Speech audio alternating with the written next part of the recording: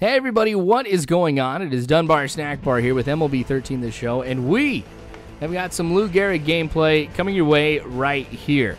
Now, this episode is going to be a little bit different than other ones that you have seen before for only one reason, and that is because Lou Gehrig is now going to be the everyday starter, which is not really a change from anything that we have seen previously with Lou Gehrig, because what had happened is Dan Johnson, the first baseman in AAA, got moved to the designated hitter position, and he was the dedicated DH, and so Lou Gehrig took over at first. So it has been the everyday starter for a while.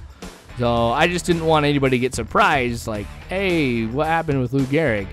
But to kind of continue on with me being honest with you guys about everything, this is something that I could have slid under the table.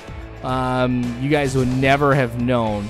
But Lou Gehrig was actually supposed to get traded in this episode to the Diamondbacks. And then he was actually going to start first base. So I was like going through, I'm like, this does not seem right at all. Lou Gehrig needs to be in a Yankee uniform. So what I had done is with every single time that I had sat down and played Lou Gehrig, I saved the game. So I'd play like 5 games in a row, but I'd save it once. So I went back a couple weeks. I loaded that up and I simulated forward, and I didn't get traded. So we're in good shape. Lou Gehrig is still on track to be in a Yankee uniform, and I only have a few more days until the end of the trade deadline. So if I can get past that, obviously Lou Gehrig's not going to get traded, and we could see some good stuff. It's just a matter of getting him on the 40-man roster. He may be in AAA for a while. So I don't know how long I'm going to go before I just simulate it forward until I can get to the majors. But I don't know. We will see what happens. 0-2 count now. This one going down the line in right field. So I'm going to round first. A little bit of a risky move here, but Lou Gehrig heading over for second, and he is safe. So we started off here with a double, which is a good thing. I mean, I always need these type of at-bats to start the game off. So anyway, I just want to apologize, too. I didn't post any videos yesterday. I'm not going to lie. I got really into a movie. Now, so I love action movies. War movies and action movies are my favorite. I don't know if it's just me being a man or whatever, but one movie that I was just craving to watch was Battle Los Angeles. And this, I love that movie. I saw it in the theaters. I'm just like, wow, this is really good, because it was very, very different. You know, you watch a lot of alien invasion movies, and it's just ridiculously over the top. Like, I always think like Independence Day is the standard alien invasion movie, and there's like comedy that's involved in it, just like really over the top type of things. And all the time, the aliens are invincible. Like, they have this giant super weapon that everybody has to destroy. Well, Battle Los Angeles, is a little bit different. But one of my friends had told me that they were thinking about doing a sequel to Battle Los Angeles. And I was like, sweet. And I go and I'm looking at it, on the internet, just reading about it, how, they've announced they've been working on a script and stuff like that. And, when they would finally start to do filming with the director kind of working on some other projects. So I came across the reviews of the movie, and the reviews were just horrible. And this is nothing new to me, because for some reason, I love movies that critics hate. So, I mean, I'm not talking about like those really, really bad movies, like Gigli or something like that. I mean, I'm talking about critics hate action movies.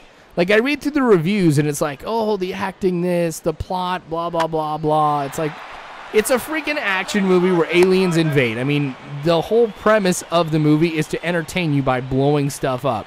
Plot lines, acting, all that stuff, who got casted in a particular role, it doesn't freaking matter. So, sorry, I'm like really not happy about this. I'm just really sick and tired of movie critics, like, if you think about what they do, the job in and of itself is a joke, especially with how much they get paid. Because it's like, I could do something, like I could, watch a movie, tell you what I think about it, but do I deserve like 6-7 figures a year? Of course I don't. But I don't know, and they look way too much into it, and I'm just really sick and tired of critics just bashing action movies just because it doesn't have the drama or because it doesn't move them or all this other stuff.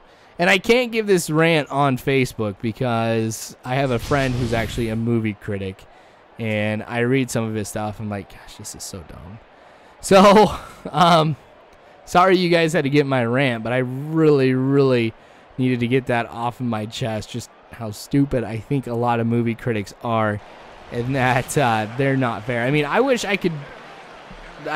This sounds so hypocritical to what I just said, but I wish I could be a movie critic for just action movies. Be like, yes, this was a great action movie, because every movie that I'd watch would be pretty good unless, you know, it's absolutely terrible, like Shark Attack 3, which actually, if you go into that movie thinking that it's going to be ridiculous and you're wanting to go in there to laugh at how bad that movie is, whew, Shark Attack 3 is a great movie to watch. Like, I love terrible, terrible movies. So, gosh, you could even YouTube it and you guys will know what I'm talking about. It is awesome because of how bad it is.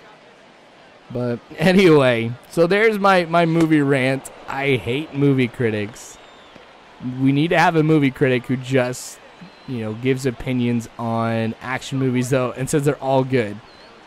So, gosh, I don't know. What do you guys think? Am I just crazy? Am I off my rocker here? I mean, there's probably going to be some, you know, big movie buffs out there who are just like, oh, yeah, you know, so-and-so is the best and right in line with what I think. But, gosh, I don't know. It's been that way for some time, too. All right, rant done, over with, back to the game.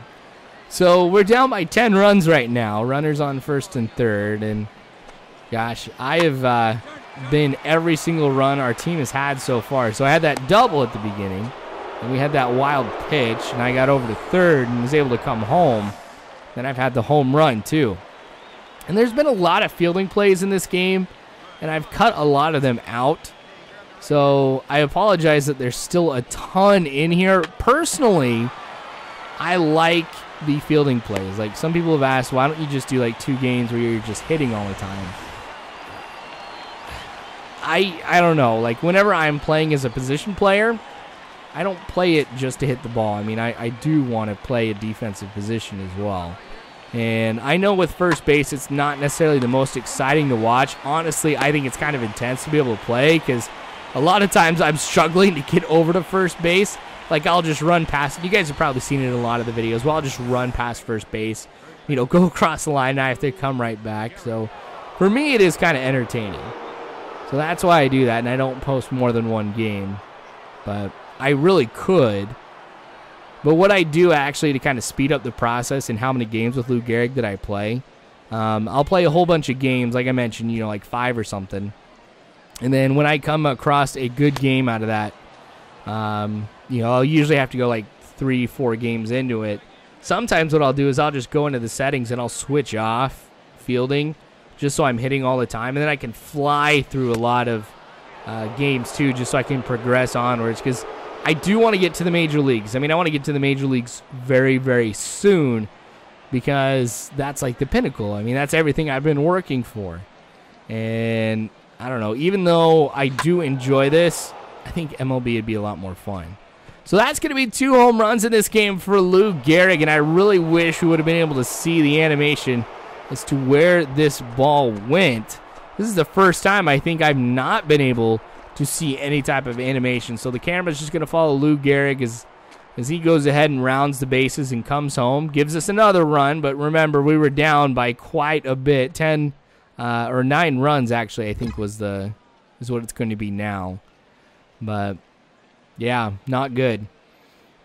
But every little bit helps. Who knows? We may have a giant inning or something, you know, where we do end up making up the difference, getting those 9 runs. Maybe even 10. That'd be insane. Oh, guess we do get to see this one. So it's a really, really good hit, actually. How far over the wall did it go? It's actually really close to the line. All right, so got pretty far over. All right, so for Lou Gehrig, this might be the last highlight for me here, 13-4. That was just going to go right over to short, so an easy throw to first, and that's going to be it for Lou Gehrig here. And that actually will be the end of the game right here. So thanks for letting me give that little rant and for letting me get that off of my chest here. But a pretty good game for Lou Gehrig, a double and 2 home runs. It's been a long time since I've gotten more than 1 home run in a game, so it's kind of cool to be able to see that and, of course, to play it as well. So thanks also for watching, you guys. I definitely do appreciate it. More of this, of course, to come later on. So subscribe if you haven't already. You can follow me on Facebook and on Twitter, all that great jazz. All you got to do is check the description below. But you are phenomenal people, guys. You really are. Do not ever forget that. And as always, I hope you have a good one.